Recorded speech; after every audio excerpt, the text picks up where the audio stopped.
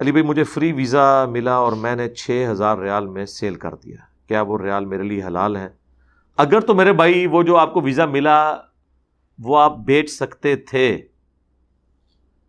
اور جس کمپنی کا آپ نے ویزا لیا اسے بھی یہ بات پتا ہے کہ یہ بڑا نیکی اور ثواب کا کام کر رہا ہے، اسلامی بھائیوں کی خدمت کر رہا ہے بیچ کے، ٹھیک ہے، کہ ہم نے تو اسے دیا تھا 10,000 ریال کا، اس نے 4,000 اپنی جیب سے ڈال کے کسی اسلامی بھائی کی مدد کر کے 6,000 کا اس کو آگے سے دے دیا، 4,000 اپنی جیب سے ڈال دیے، اتنا نیکی کا کام کیا اور وہ خوش ہے اس بات کے اوپر، پھر تو حلال ہے۔ اور آپ کو وہ فری ملا تھا، اور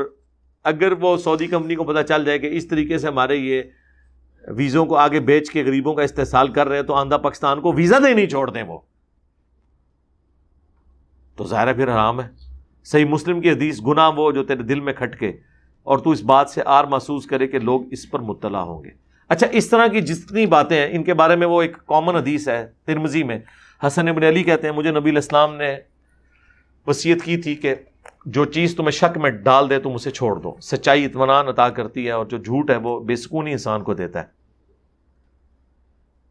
اس کے اوپر بعض اوقات لوگ وسوسے کا شکار ہوتے ہیں کہ جی یہ کون سا قرآن حدیث کا مسئلہ ہے کہ ہم نے کسی کے ساتھ عہد کیا تو توڑ دیا، یا کسی ہم نے امپلائر کے ساتھ ایک امپلائی کا یعنی روزگار دینے والے کے ساتھ ایک ملازم شخص کا کوئی معاہدہ تھا کہ بھئی تم نے پارٹ ٹائم دوسری نوکری نہیں کرنی، جس طرح سرکاری جاب میں یہی ہے کہ آپ پارٹ ٹائم کوئی نوکری نہیں کر سکتے، اب 24 گھنٹے سرکار کے ملازم ہیں، اگرچہ 8 گھنٹے آپ دیتے ہیں، آفیسرز تو ایٹ لیسٹ پارٹ ٹائم بھی آن ڈیوٹی ہر وقت بلائے جا سکتے ہیں۔ ہمارے جو ایٹ لیسٹ جو ڈیفنس کی آرگنائزیشنز ہیں ان کے تو جو کارڈز ہیں ان کے اوپر لکھا ہوتا ہے اسینشل سروسز، کرفیو کے دوران بھی وہ نکل سکتے ہیں، ظاہر جنگ میں کرفیو لگا ہوا ہے، اور ڈیفنس سے ریلیٹڈ جتنے لوگ ہیں جنہوں نے اسلحہ چلانا ہے یا ان چیزوں کو دیکھتے ہیں تو ان کا تو گھروں سے نکلنا مجبوری ہے، تو ہمارے کارڈز کے اوپر بھی یہ لکھا ہوتا ہے، چاہے ہم ڈیوٹی پہ ہوں چاہے ہم ریٹائرمنٹ لے لیں، وہ کارڈ اسی طریقے سے ویلڈ ہوتا ہے۔ اسینشل سروسز ہیں، ضروری سروسز ہیں، دینی پڑ جاتی ہے۔ تو اب گورنمنٹ ملازم پارٹ ٹائم جاب نہیں کر سکتا، ہاں ریٹائرمنٹ کے بعد کر سکتا ہے، ڈیورنگ جاب نہیں کر سکتا، تو اب وہ جو اس طریقے سے کر رہا ہے وہ حرام کر رہا ہے۔ البتہ بعض اوقات ہمارے آفیسز میں جس طرح یہ ہے کہ پارٹ ٹائم آپ جاب کر سکتے ہیں اگر آپ ٹیچر ہیں، لیکن 33% اپنی انکم کا گورنمنٹ کے کھاتے میں شامل کریں گے۔ تو ہمارے کئی ساتھ کے لوگ تھے جو یونیورسٹیز میں لیکچرز دیتے تھے، اس سے جو ان کو انکم ہوتی تھی اس کا 33% گورنمنٹ کے فنڈ میں اور باقی وہ اپنی جیب میں ڈالتے تھے،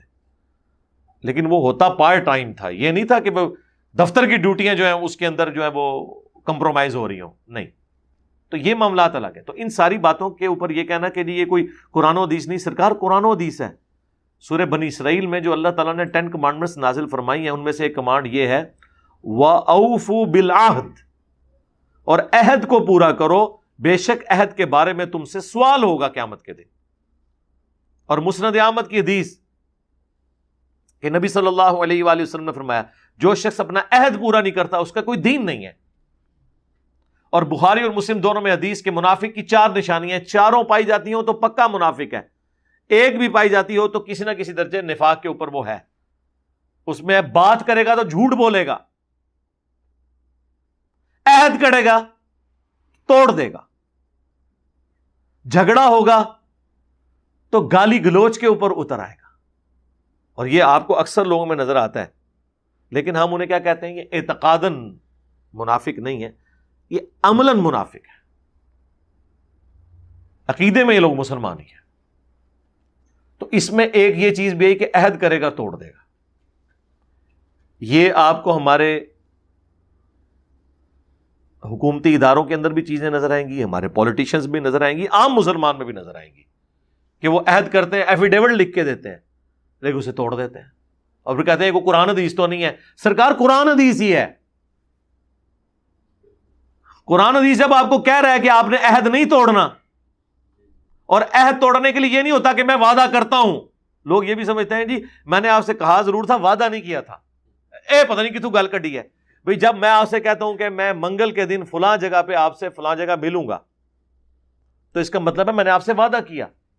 یہ جو آپ بعد میں بکواسیات ارشاد فرماتے ہیں نا کہ میں نے وعدہ نہیں کہا تھا صرف کہا تھا، یہ اس ٹائم آپ ارشاد فرما لینا کہ جی میں منگل والے دن وہاں آؤں گا لیکن میں وعدہ نہیں کرتا، تو اگلا بندہ آپ کو کہے گا یار خدا دا نہ آئی ہو مروانا نہیں منو، یا آپ نہ مر جائیں پہنچنا ہی نہیں تو وارنٹ نکل جان گے نہیں۔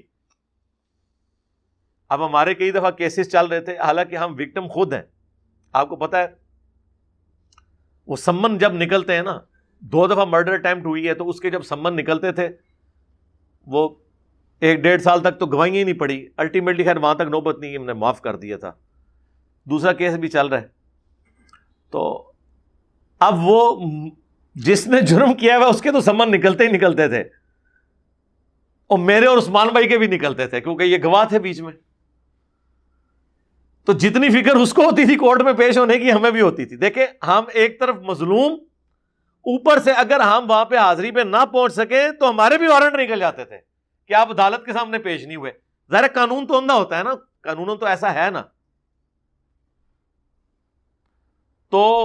پھر جب یہ بات کی جائے گی، اب میں عثمان بھائی کو رات کو فون کر رہا ہوں، جی عثمان بھائی صبح تاریخ ہے جی پہنچنا ہے، اب عثمان بھائی مجھے کہتے ہیں ٹھیک ہے جی میں 8 بجے وہاں پہنچ جاؤں گا، اور یہ 8 بجے نہ پہنچے، ان کے وارنٹ نکل جائیں اور یہ مجھے کہیں کہ جناب میں نے یہ کہا تھا آؤں گا، میں نے یہ تو نہیں کہا تھا، میں نے وعدہ کیا ہے۔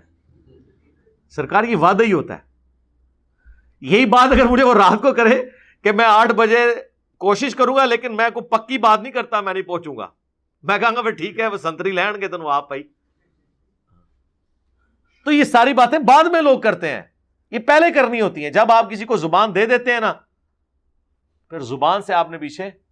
نہیں ہٹنا ہوتا، یہ ذہن میں رکھیں۔ وہ پھر دین ہوتا ہے، پھر یہ نہیں کہا جاتا کہ یہ جناب قرآن حدیث تو نہیں ہے، یہ تو آئین ہی ہے، اسے ہم نے ردی کی ٹوکری میں پھینک دیا تو کیا ہوا بھائی؟ جب آپ نے آئین کی وفاداری کا حلف اٹھا لیا نا کاکول اکیڈمی میں کہ میں سیاست میں حصہ نہیں لوں گا، تو اب کسی فوجی کا کام یہ نہیں ہے کہ وہ پالیٹکس میں حصہ لے اپنی جاب کے دوران۔ یہ وہ بات ہے جو ہم ہمیشہ سے کہتے ہیں کہ ہر ادارے کو اپنا کام کرنا چاہیے، لیکن اس بات کی وجہ سے پی ٹی آئی والے ہمیں گالیاں نکالتے تھے کہ جی آپ اداروں کے خلاف بولتے ہیں۔ اداروں کے خلاف نہیں، اداروں کے حق میں بول رہے ہیں۔ اگر میں کسی مسلمان کو کہوں کہ 5 وقت نماز پڑھ، اس کے بغیر تو مسلمان نہیں ہے، تو میں اس مسلمان کے یا اسلام کے خلاف بول رہا ہوں یا اسے اس کا عہد یاد کروا رہا ہوں